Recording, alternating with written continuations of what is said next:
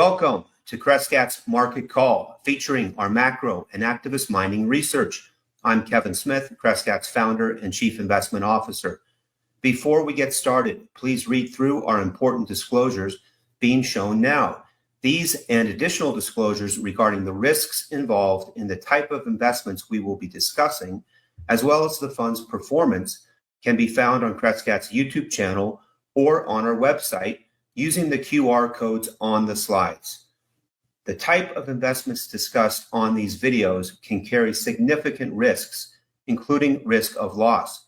The videos are intended to be general discussions of macro investment themes, the mining industry, and news with respect to the companies in our activist metals portfolio, and are not intended to be investment advice or an offer of investment advice or services. Crescat's managed funds only accept accredited investors, and the discussion in these videos has been prepared with that level of audience sophistication in mind. Any forward-looking statements may or may not come to fruition.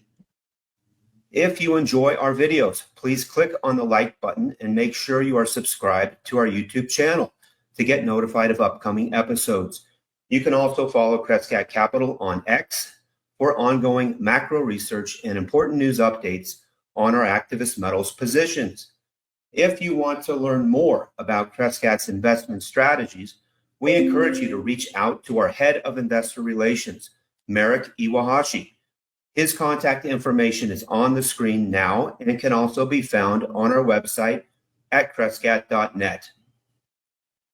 Goliath, as we all know, has many drill holes. I think something in the upper 80s of drill holes that are going through the lab right now. They did just a bang-up job drilling this year.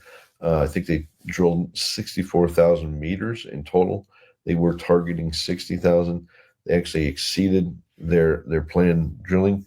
And they drilled some very well-targeted holes. If you think about this system, what they knew about it way back in 2021 when they first drilled, and now what they know today, and they're able to basically start systematically infill drilling this deposit, which they did this year, in a very meaningful way.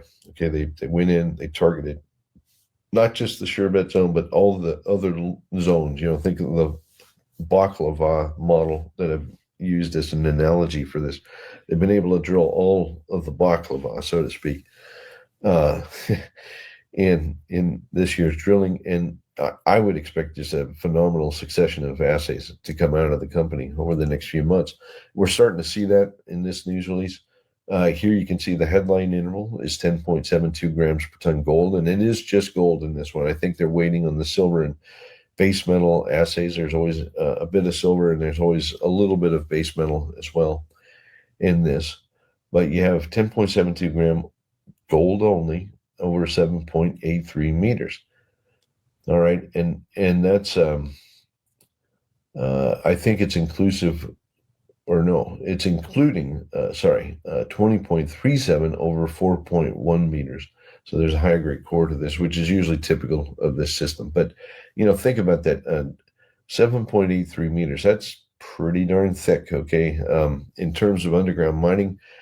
Yeah, these loads are relatively flat, but these should be readily mineable in a modified room and pillar or something like this. You know, the kind of thicknesses they see here are easily, amenable to bulk underground mining, which is relatively cheap. And I think this is going to make a fantastic ore body. So, 10.72 grams, what is that in dollar value? Well, it's like $1,200, $1,300, $1,400 in gold only right now in this day and age. So this is a robust mineralization. This is good stuff. All right, let's go to the next slide. Where do these hits occur? And there were a couple more in this news release. I've kind of tucked them in over here on the right-hand side. You know, you can see 6.3 gram over 7.5 meters, 6.1 gram over 7.65 meters. In those two images on the right, and over here on the left, you see a 3D image. Basically, we're kind of looking at the loads in profile, and you can see they're kind of crisscrossing. So you got the sherbet style loads, which are the yellow ones, which are kind of dipping to the west. In this image, I think we're looking generally northward. And then you have the bonanza loads, which are the purple ones down below in the Golden Gate veins. and they're dipping generally more flat or slightly to the east. So again, we're going to kind of get this mishmash stack of veins, of sheeted veins. And these particular assays come out of the locations with the green flags. A lot of infill holes this year, lots. Okay, we're going to see a steady stream of news. But what's astounding is that every time the company drills through this stack of veins, they hit remarkable results. So I think the outcome is ultimately very good, and I think we're going to have very high confidence in their overall model. It probably will have to be modified a little bit as they learn, minute details about exactly where these intercepts are and what kind of gold grades they have. Yes, like any gold system, you kind of refine the model as you drill more and more and more. But overall, it's taking shape. It's just a remarkable lode system that, when you look at the scale of this thing, it's absolutely huge. Vertically, it's well over 500 meters.